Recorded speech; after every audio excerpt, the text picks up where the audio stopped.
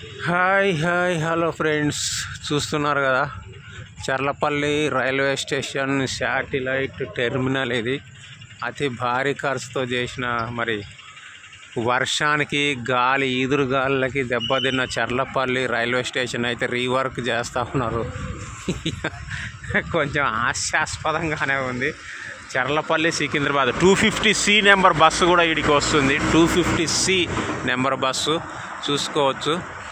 So బస్సులు అయితే వస్తూనే ఉన్నాయి బాగా. దీనికి పెద్ద మైనస్ ఏంటంటే టికెట్ కౌంటర్ అట్నుంచి ఎంటర్ కాగానే పెడితే బాగుండేది, కానీ ఇటు చివరికి పెట్టారు.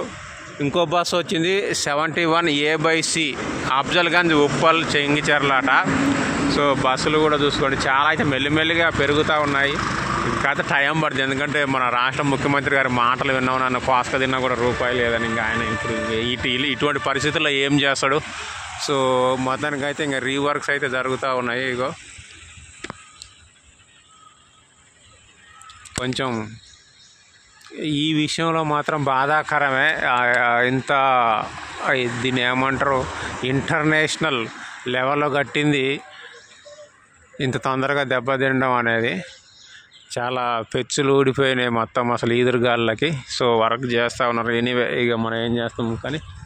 సో ఇది పరిస్థితి. అయితే ఇక్కడ మెయిన్ ఏంటంటే MMTS కూడా నడుస్తున్నాయి, అప్పుడప్పుడు వస్తున్నాయంట. ఇక్కడ ఉన్న ఒక కానిస్టేబుల్ని అడిగాను, ఆయన ఏం చెప్పాడంటే వస్తుంది కానీ ఎప్పుడు వస్తుందో సరిగ్గా తెలవట్లేదు అన్నాడు. అంటే ఇంకా ఒక స్టెప్ ముందుకేసినట్టు. MMTS లింగంపల్లి నుంచి డైరెక్ట్గా ఈడికి ఉంది. కాకపోతే నేను ఇక్కడ చూసిన టైమింగ్ ఏంటంటే 7:40కి ఉంది ఇక్కడ MMTS. 7:40కి ఇక్కడికి వస్తుంది లింగంపల్లి నుంచి. జనరల్గా జన్మభూమి ఏంటంటే 7:15, 7:20కి మనకి ఇక్కడికి వస్తుంది.